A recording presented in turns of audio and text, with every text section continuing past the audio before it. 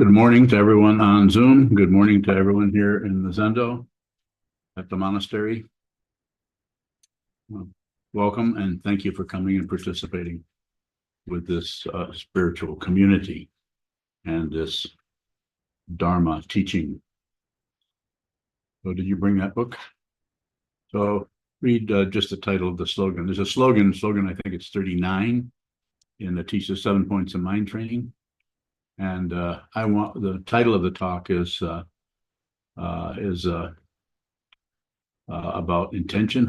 One intention. One intention, very important. And so this is elaborated in Atisha's slogan here on training the mind. Go ahead and read that. All activities should be done with one intention. So all activity is done with one intention. This is a bodhisattva vow. This is a vow to liberate all beings, starting with just be kind to people. Even people that you don't particularly have affection for, resonate with, you could at least be courteous and be kind, be respectful to them. They're going through their pile of whatever in their life. Their things are falling apart here, maybe coming together, and then they thought that was going to work, and then it doesn't. And so they're dealing with that. You're dealing with something along that same line. We all have our own autobiography. Some people's life is working out totally perfect all the time, like Jisho. Ask Jisho. Life works out totally perfect. He's shaking his head no. So yeah, so everyone has a different version of it, a different chemistry, or just a different way of handling negativity. And of course, we need to train our minds. We need to put ourselves first in some ways. Otherwise, you wouldn't have a body to even be kind to someone else. You wouldn't even be able to be present. Oh, here we are. And I'm using this word intention a lot because the powerful thing about intention is it doesn't reinforce the duality of our experience, the duality of the illusion of cause and effect. Do this, so that'll happen, or do this, so that'll happen. Although you could say to some extent that the Bodhisattva vow has an intention with an apparent result, which is saved all beings. I tried to save all beings. Damn if it didn't work. So, and actually, there's something to that, silly as that sounds. What the realization is, if this shows up in the consciousness that is showing up as you're right now, as the illusion that you're a human being, that's not true.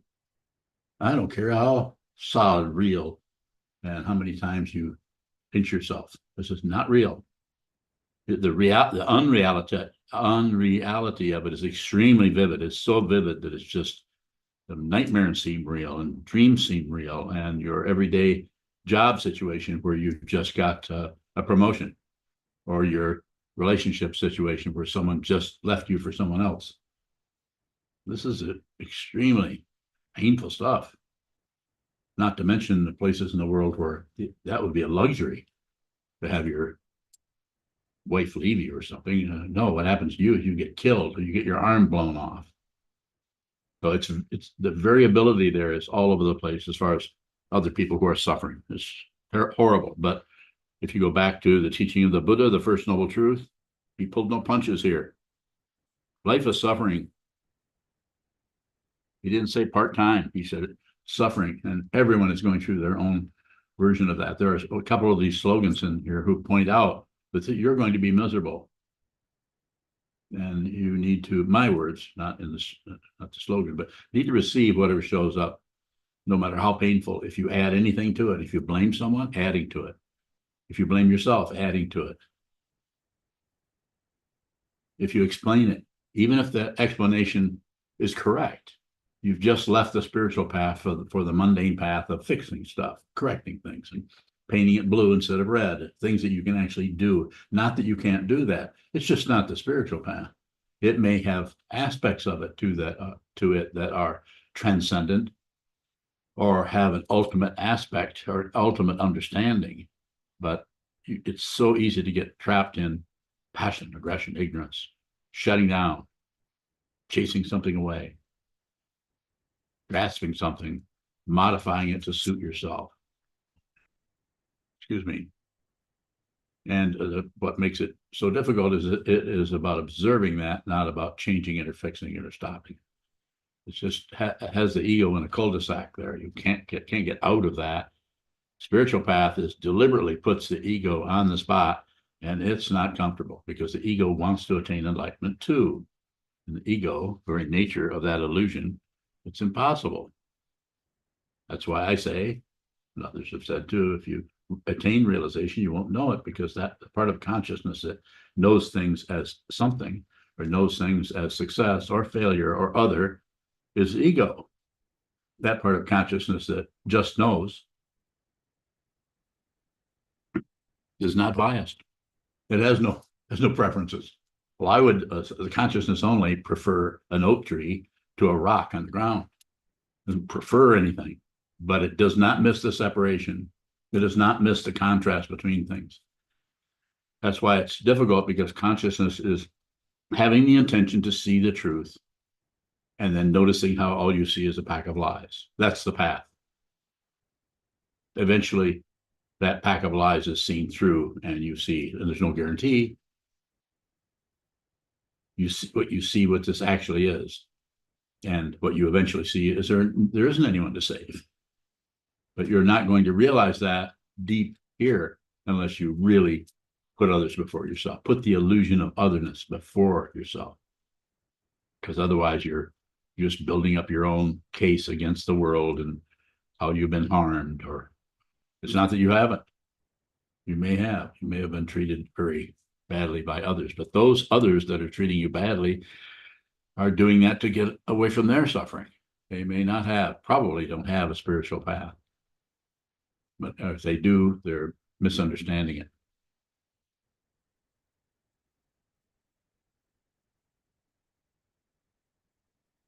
So that's in this book by Trungpa Rinpoche, that slogan, some of those slogans he'll go on for several pages. That one's fairly short. Why don't you read that one? It's a pretty concise pointer.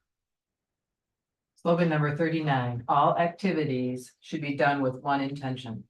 The one intention is to have a sense of gentleness toward others and a willingness to be helpful to others, always. That seems to be the essence of the Bodhisattva vow. In whatever you do, sitting, walking, eating, drinking, even sleeping, you should always take the attitude of being of benefit to all sentient beings. That's a hard one. Because all sentient beings are a pain in the ass, if you haven't noticed. Wouldn't you say? Difficult. It's very difficult, but what's being said here is just do it anyway. Use your sitting practice of clarifying the mind stream that is tied up in this and that, right and wrong, up and down, forth, back and forth, success and failure, positive thoughts, positive feelings, negative feelings.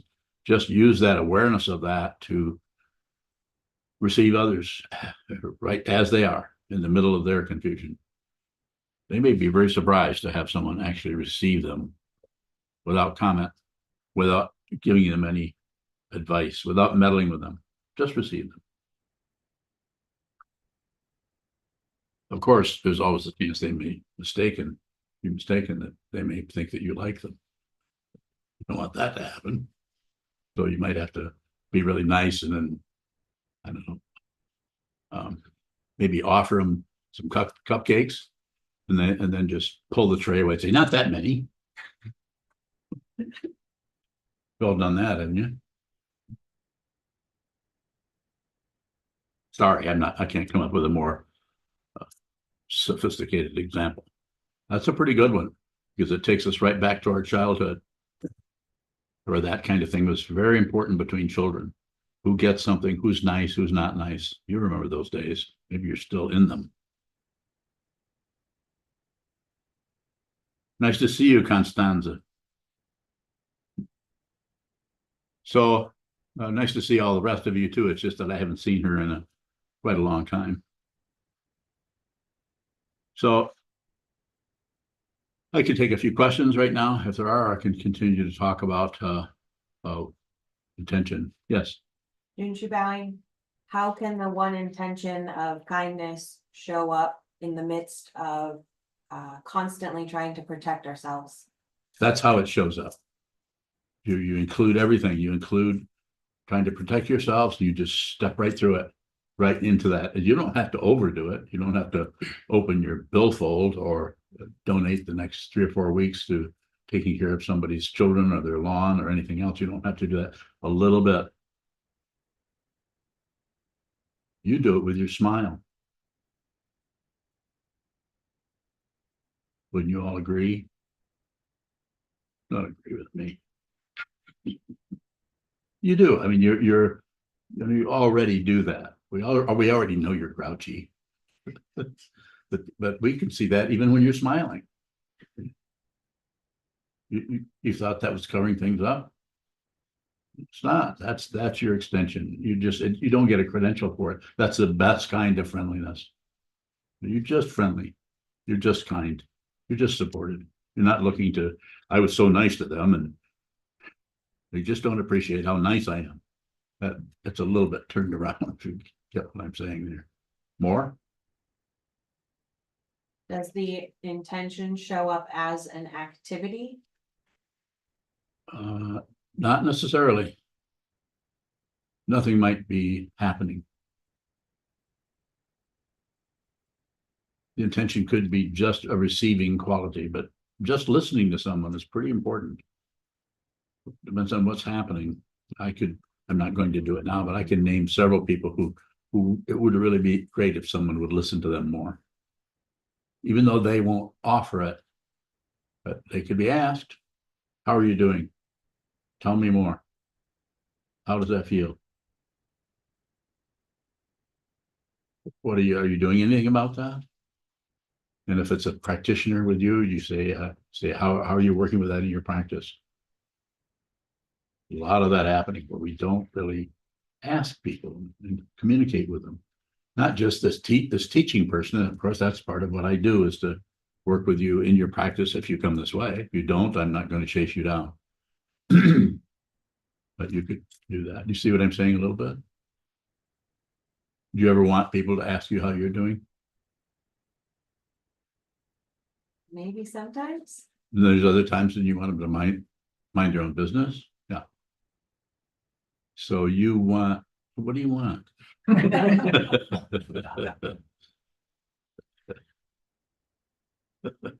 There's a smile. That smile, since I met you many years ago, it's never had any agenda behind it. It's just a smile. Helps everybody.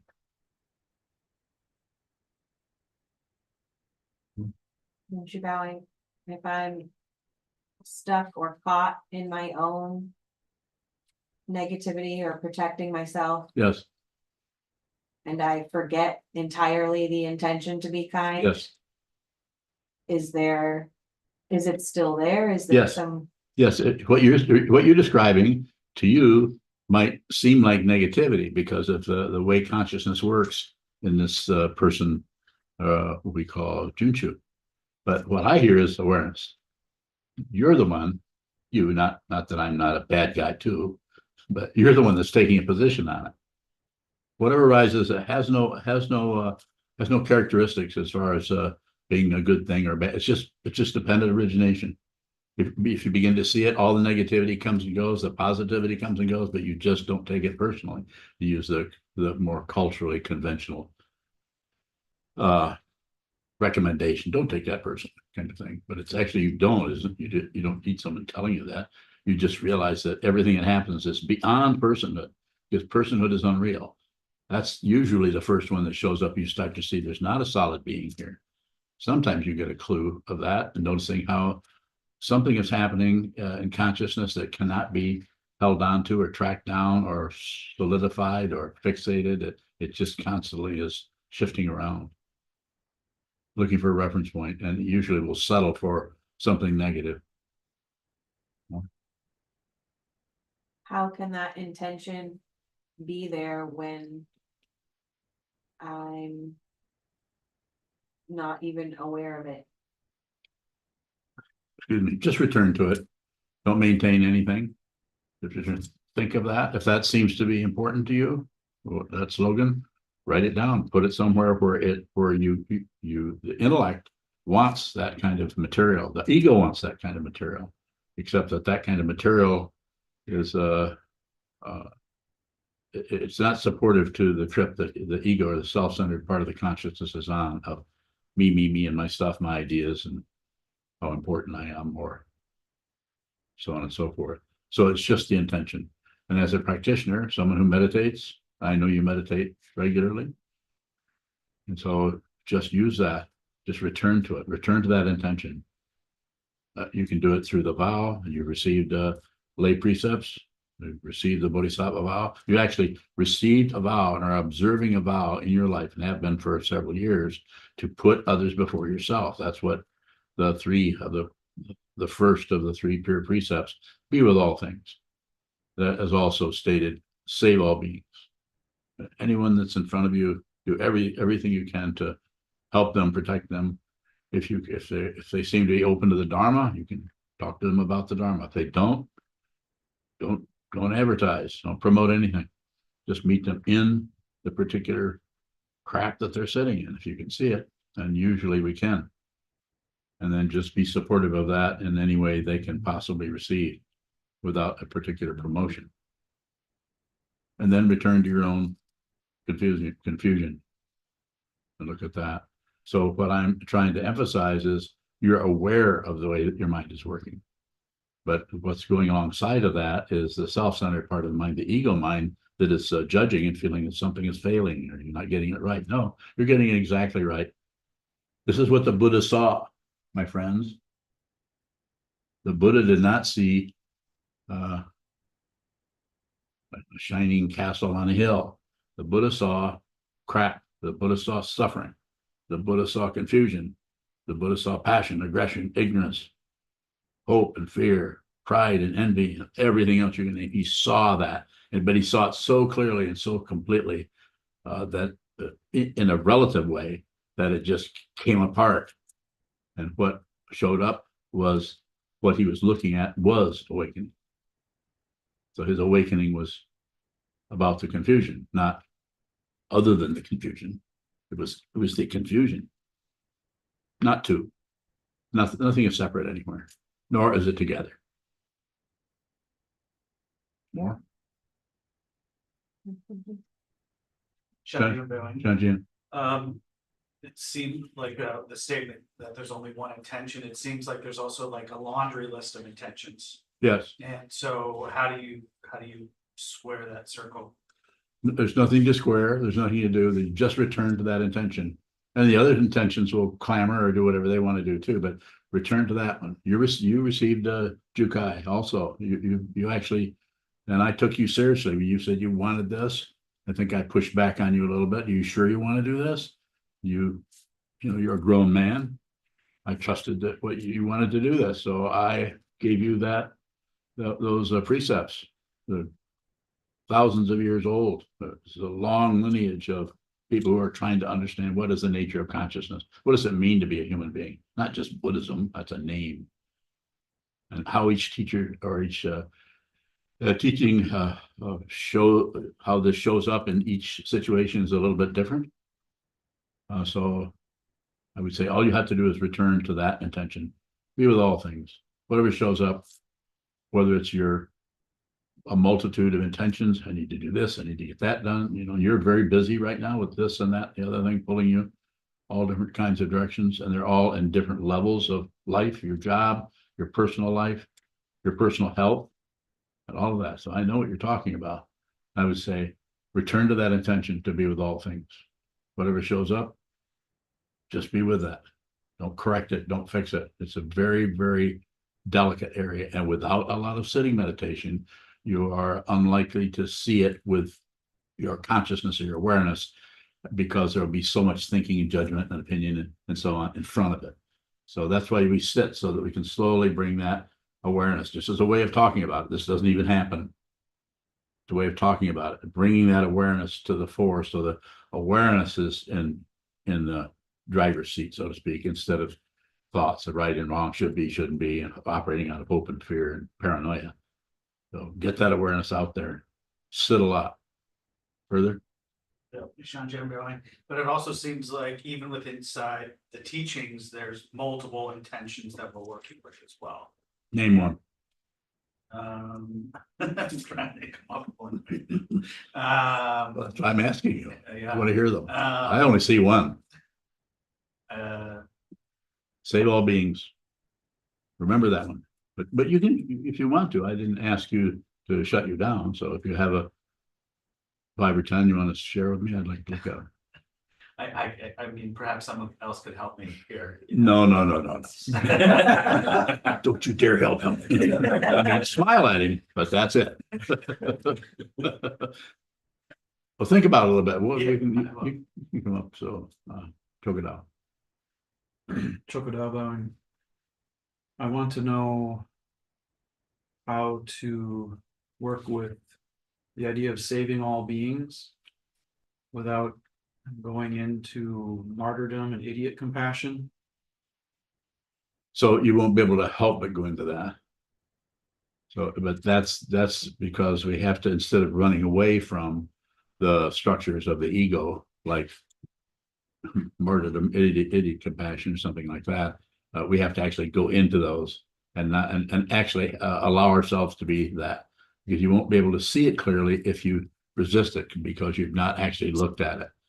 So I could say it this way: I say risk idiot compassion and risk the feeling of martyrdom, and just put others before yourself. Put everyone before yourself. It has to be done on this path which you're on.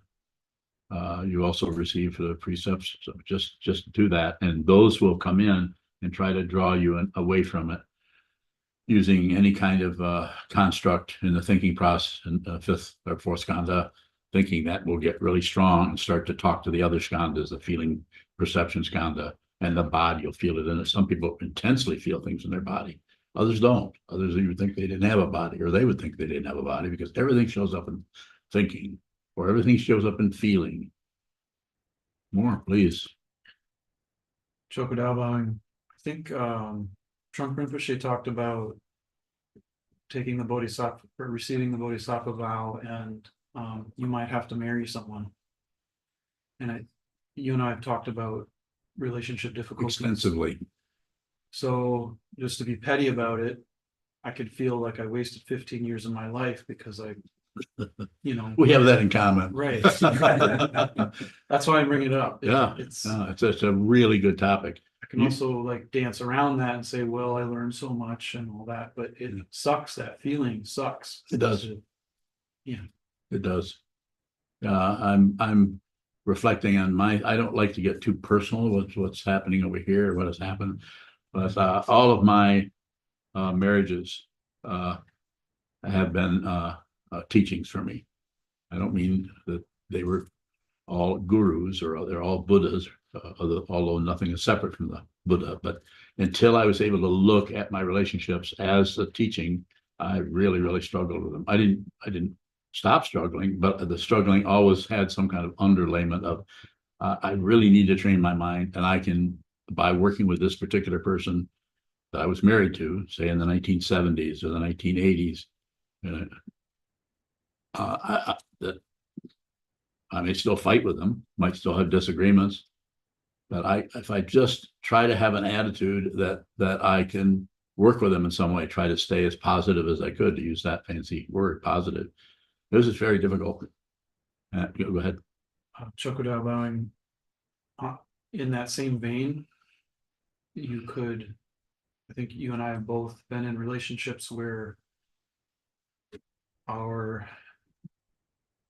practice was basically shut down by our partner. Mm-hmm. So that's scary. Yeah, yours is 12 years, mine was 16 years. So it wasn't shut down completely, but it was highly modified.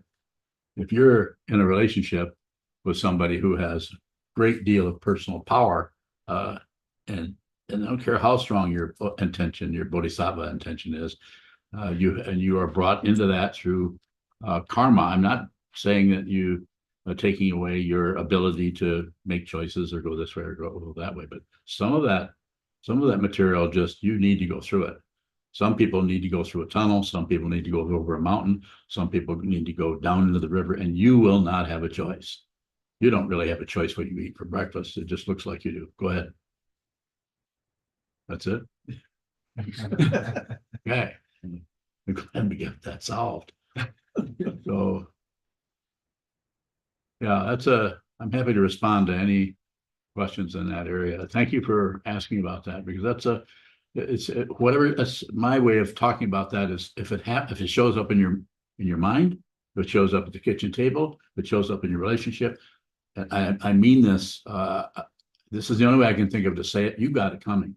I don't mean you personally, I'm saying the karma that gives you this hair color, the karma that the karma that is causing you to be born male, female, or a particular orientation sexually, or anything, or your height, or any of the relative things, including the structure of your mind stream and your propensity to run this way with problems or that way, or your ability to think very abstractly, or your tendency to be completely swamped by emotions and so on. Just, you don't have any choice about that.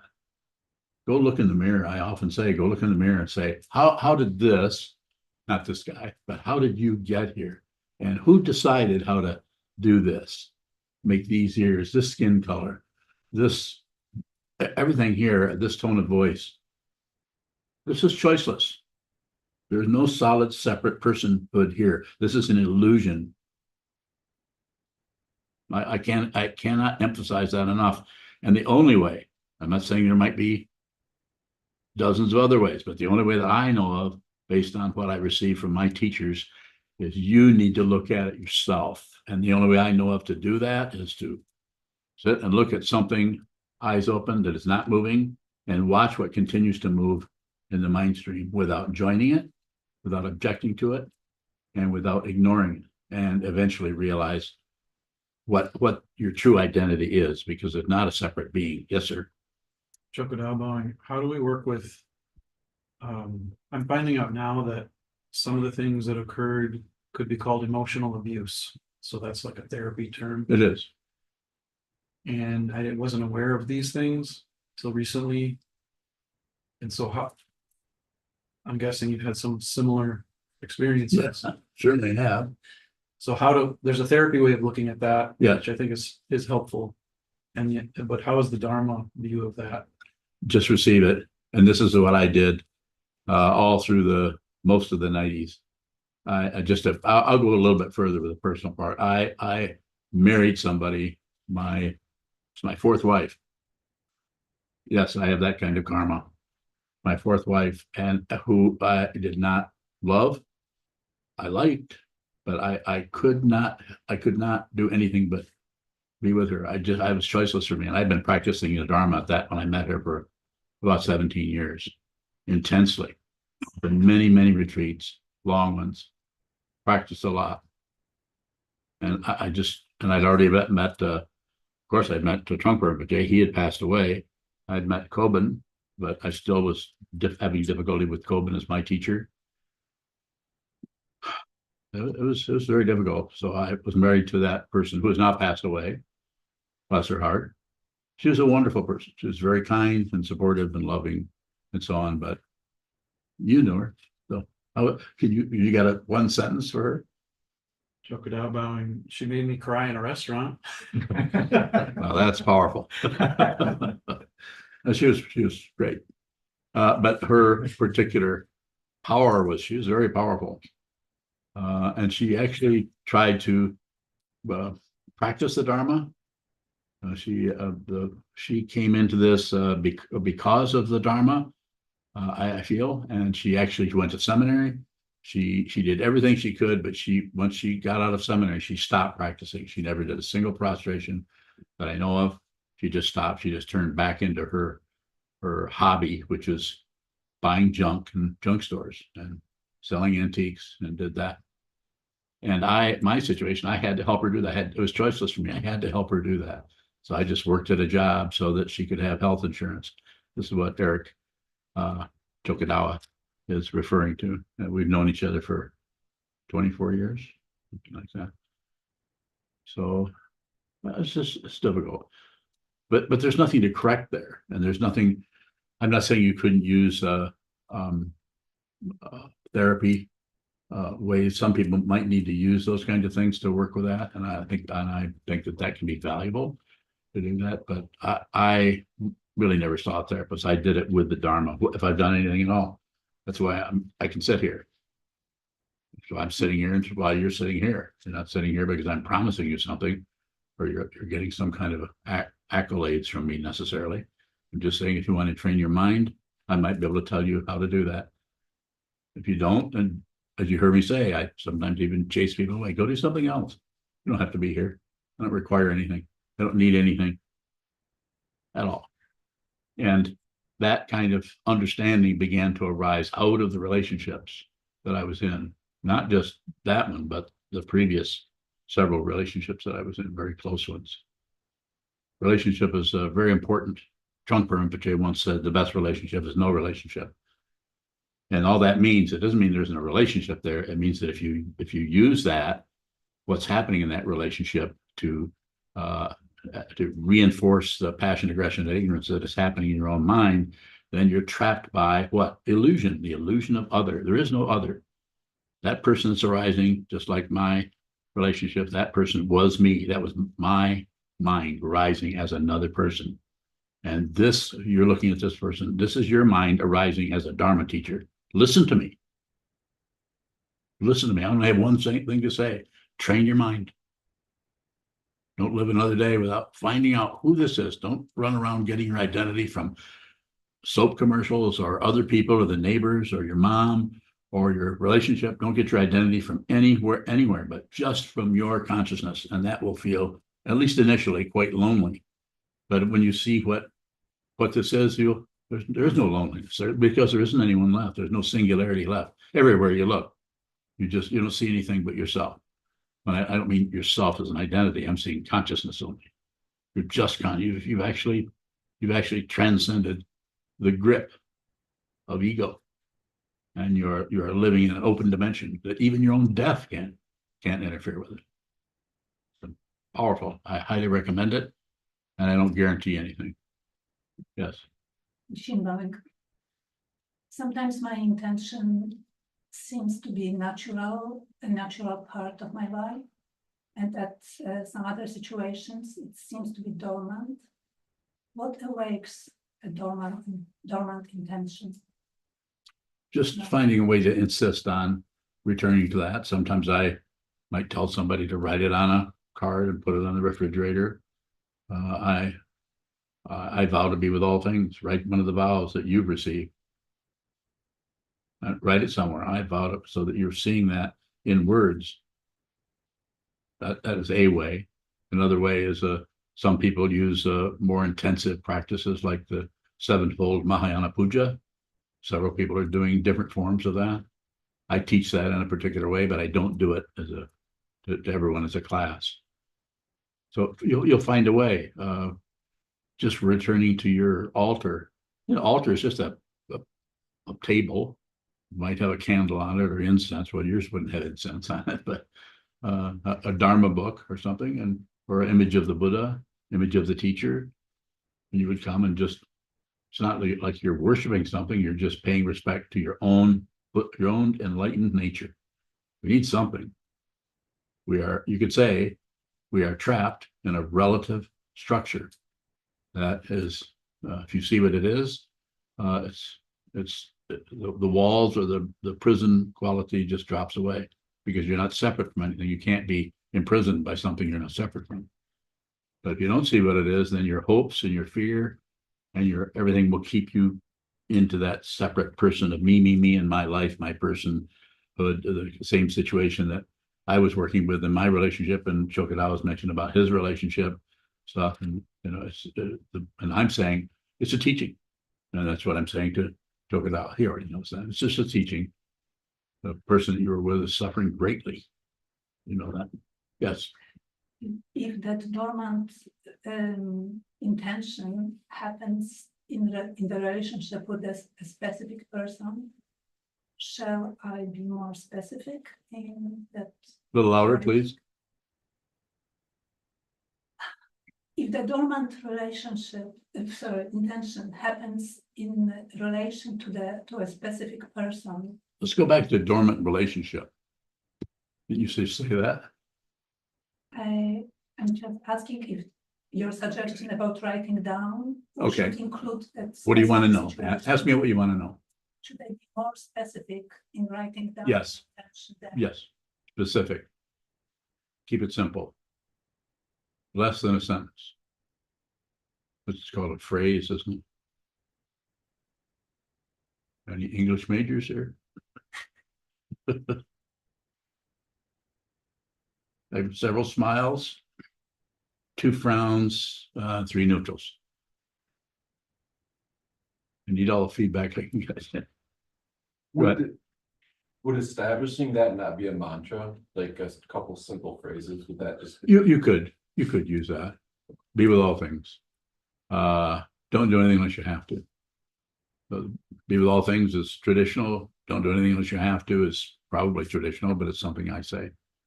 Just don't, if you're doing something you don't have to do, probably need to, it's probably some kind of a cover up for something you may want to look at more closely. Any kind of activity that doesn't have to be done is. Yes. Wunderbar, what is the difference between the intention to save all beings and all the relative intentions we have of being a good father or mother or being a good partner? So I think somewhat that's what Shantian is talking about, isn't that true? Somewhat, but well, that's the primary one, and especially in your situation, you're a fully ordained Buddhist monk, you live in a monastery, so your only intention is that, and everything else will. It's like that's the intention. Everything else isn't excluded. Isn't like you're pushing it away, and it will get on board with that as the situation arises. You might find that you're totally working in another area for 30 minutes or 3 days or something, just because the situation's taking you there. Just like as being the executive director of this organization, that's going to take you in directions that may not seem like you're in that intention at all, but maybe in a bigger picture, you could say that you are. More? Did I miss what you're looking for? Wunderbar, I was just looking for, like for all of us, we're already Buddha, you say, and there is no separation in Buddha mind. What is the difference between having an intention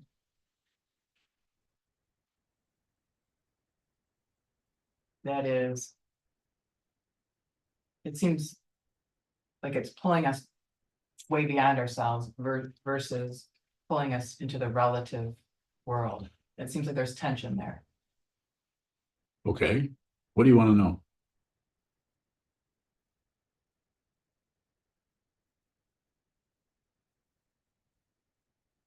Do our relative intentions pull us away from the Bodhisattva vow?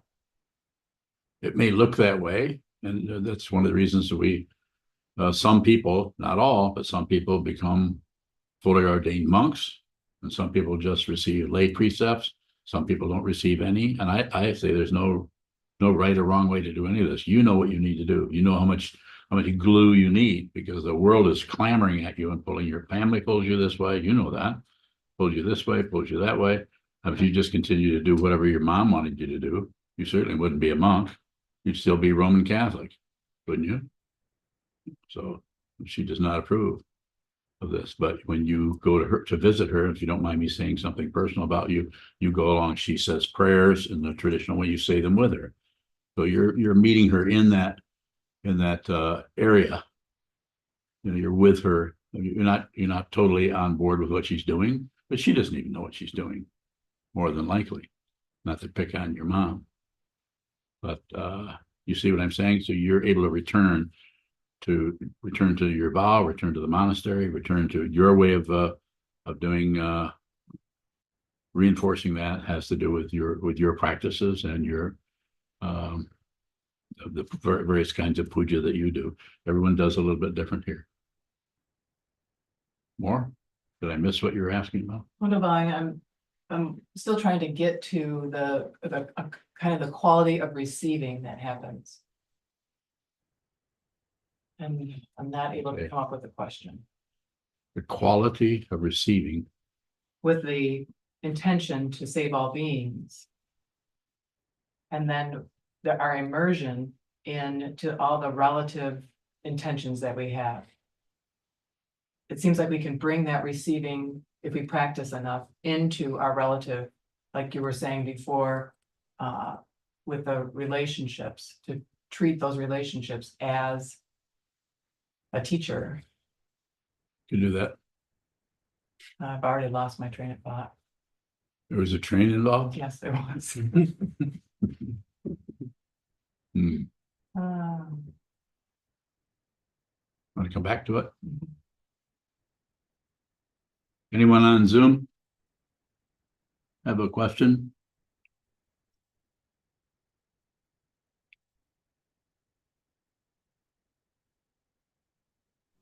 Okay. Go ahead, Kayun. Earlier when you were commenting on the Lojong slogan and talking about not correcting anything, Yes. it seems basically every Tibetan teacher that's making an impression in the West now is framing their teachings as some way of fixing. So how do we not exclude that approach without, or how do we include that approach, Melanie? Well, I know what you're talking about, and there is, if you read Atisha's 7 Points of Mind Training, a lot of it is about fixing or changing. So I'm very selective if I use those slogans. I think they're very valuable. But all 59, I wouldn't just say that all 59 of them are workable. From the way I look at it, I don't teach out of what I was taught, but I certainly don't ignore what I was taught. But I teach out of what I'm looking at.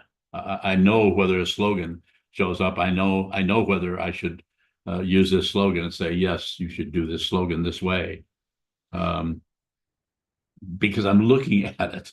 I'm looking at the very illusion that I'm endeavoring to encouraging you to see, not only in your mind, but in your world, in those tables, in these robes, in this wall, in these wall hangings, in the sound of this voice, in the gestures, my hand moving back and forth and then going to my chin.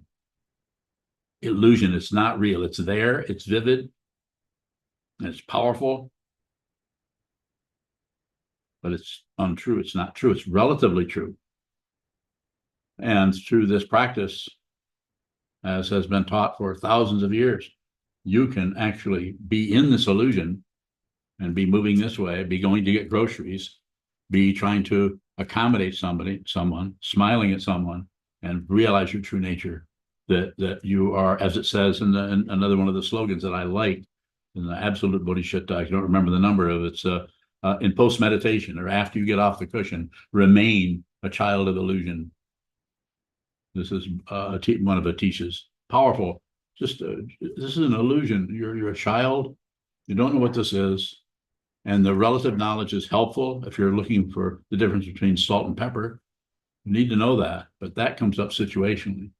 But to load yourself with too much relativity so that the ego mind feels safe, you have opinions and ideas. Those are the chemicals of the mind. And then in your world, there's having activities, doing this, doing that, everything planned out. So you know how you're going to do it, getting a job where you have to do everything a certain way and live up to certain. I mean, you can spend your whole life just following the rules, living up to standards. If you come into this monastery, there are standards, and you don't have to obey them. You have to observe them. Big difference, and I'm happy to respond to 100 questions around that. It's very difficult to see what's the difference between observing a rule or a law or standard and obeying it. When you observe it, you may fall in line with it, you may not, but because then you are beginning to trust your own mind. You're respecting your own confusion. Very important. More about that, Kayun. Kayun bowing, I guess what I'm seeing is my own aversion come up to that style of teaching and thinking that it's wrong. And I guess just receiving that as best. So you're saying that the Tibetans are right and Sokuzan's wrong? I was looking for the right opportunity to finally say it. Yes, finally, he nailed me. The opposite, the opposite. So, but you can see, going along that same line, you can see how some of those directions are pretty valuable. Some of those slogans are quite helpful. Of the two, keep the principal witnesses are really valuable. Of the two, yourself and someone else, including your teacher, of the two, keep the principal with your insight is the one we really need to recognize. Don't just obey the teacher, even though some Tibetans do that. Some Tibetan teachers say, whatever the teacher says, that I will do. I don't think that's appropriate. Maybe it was in medieval Tibet or in medieval Japan. Maybe obeying the guru or the teacher was appropriate. Not now. Don't obey anybody, but consider, listen.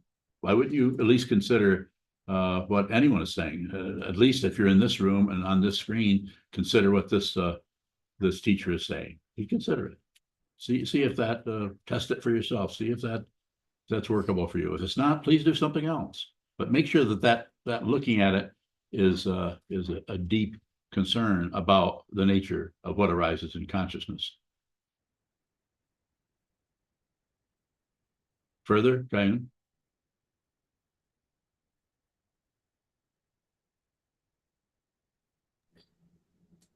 Kayan bowing, that's helpful because I think of somebody like Mingyur Rinpoche, who's just like a lovely, jolly person, but who talks quite a lot about joy. And I feel that a lot of people I know who are his students tend to like get a little caught up in feeling good all the time. But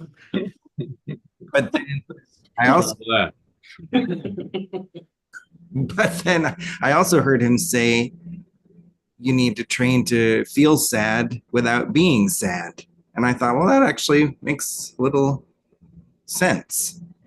So I guess maybe is it that the teacher is trying to meet their students where they are, and a lot of the Western students need to hear something like that? I don't know. So my way of talking about it is maybe not in that aligned to Mingyur Rinpoche, but when I say that Trungpa Rinpoche says that happy and sad or pain and pleasure are not separate from each other, nor are they the same thing. So it's a very difficult thing to, if you're experiencing pain, you just have the pain. If you have pleasure, you just have the pleasure. Relative truth tends to be very, very polarized that way. But the ultimate understanding in consciousness is that the picking and choosing just comes apart, and we just see that those are just aspects of consciousness, just like pride and shame, not separate from each other. You can't have pride without shame. You can't have shame without pride. Both of them are grasping at an aspect of relative truth that is but relatively true, ultimately not true. And this is an ultimate path. This is a spiritual path of transcending the grip of passion, aggression, ignorance, the grip of samsara on us. Because if you don't, before this body goes back into the elements and your consciousness is no longer has a physical form, if you don't see what this is, then there's a likelihood, I'm not saying I know for sure, but the way it looks to me, that it looks like the consciousness will go back in and find another form, come back, another embryo, come back, maybe not even a human, and come back into consciousness again. Don't believe a word I'm saying, but consider it. You could consider that. That's how it's looking over here, and I've been looking for a while.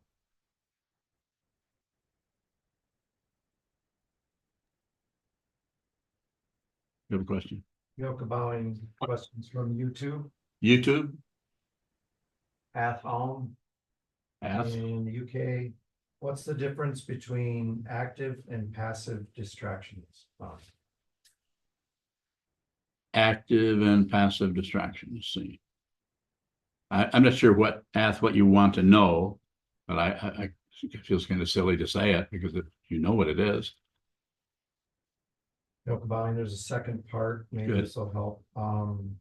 With the desire to maintain, I guess he's talking about distraction. Is that in itself a form of distraction or pushing away? Yes. So to differentiate between those, I think you can probably figure that out for yourself, what those are. Bowing, question from Andrew in the UK. Okay. If we are producing to another and receiving, when they respond, are we receiving ourselves? Bowing. Well, somewhat, we're always receiving our projection. We project and and something comes back and then what comes back is probably our projection of what's coming back rather than what's actually coming back. But it's not about stopping that. It's about being aware of that. If you're aware that that ping pong is going on, you don't have to do anything with it because awareness isn't doing anything. But the awareness that is stuck to or is velcroed to the activity of cause and effect and right and wrong or going this way, going that way, then that's what's called narcissism or ego or hope and fear bottled up in a construct that is operating out of success and failure and all the other polarities. But you can actually experience all of that. You can experience negative emotions without rejecting them, without agreeing with them, without believing them, just feeling them. Just feel. Go ahead. That bowing. When we sit and face the wall, we seem to be working towards being the observer and noticing what's going on. Is that a stepping stone to enlightenment, or is that a glimpse of enlightenment? Or is it what? A glimpse. So we aren't working towards being an observer so much. So that would be more identity stuff. Okay. So that's why I don't particularly emphasize more forms of meditation that create a meditative observer person. So just observing, that's why I say whatever shows up, just look at it. Don't conclude. I mean, if it's a daydream for all day. The next day you might not daydream at all. But if you do anything, you fuss around with it and try to create some kind of structure and consciousness based on your idea of what awareness is or what consciousness is or what enlightenment is, then you've just created your own track. This is called spiritual materialism, the cover of the book that we study together. So very good question. More about it?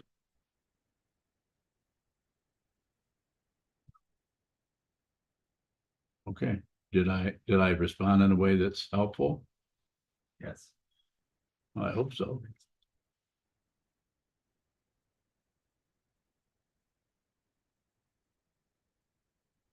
Sanji bowing. But Sanji, Is this intention connected to compassion?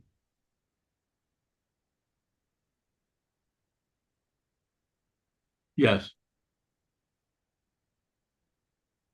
Is it a development of compassion? I don't know if I'd use that word. Intention is just intention. You just intend to, it can run in a lot of ways, intend to see the truth, intend to save all beings. So there's see the truth is the wisdom part, and save all beings is the compassion part. And those are not two separate things. They just look that way. One looks like it's moving, compassion, and one looks like it is sitting still, wisdom. It is a way of talking. We are kind of trapped by the relative constructs, language. And so unless you're Vasubandhu, it doesn't seem to be trapped by anything. I highly recommend that, especially those of you who feel like you want to have a definite explanation of what you're trying to look at. That's the teacher I would send you to. Vasubandhu's 30 verses. Study it, read it. You don't have to read it 2 or 3 times, but maybe 400 or 500. Slowly. Have I done that? No. Not going to either. But I would have liked to have run into those verses in all the translations back in the seventies. That would have been very helpful for me to go into that. But all I did was read whatever Trungpa Rinpoche said for a couple decades. Very good. So I think we can close. What do you think? What do you think? Okay. Seth, what do you think? No? Don't close? Yes. Okay. Here we go.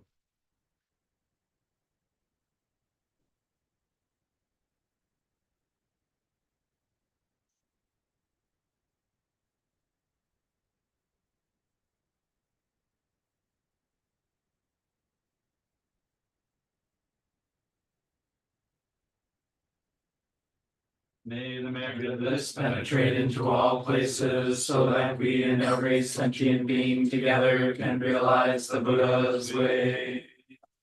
Jiho san shi shi hu shi song bu sa mo ko sa mo ko cha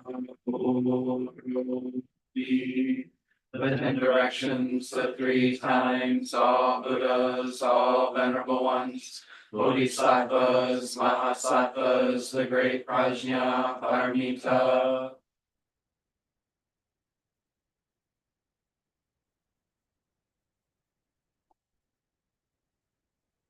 O Buddhas and Bodhisattvas of the 10 directions and the 3 times, please hear us. Please come down out of the light and protect Sokukoji Buddhist Temple Monastery, our Sangha, families, friends, and visitors. Heal everyone who is unhappy, sick, or suffering, and fill them with light.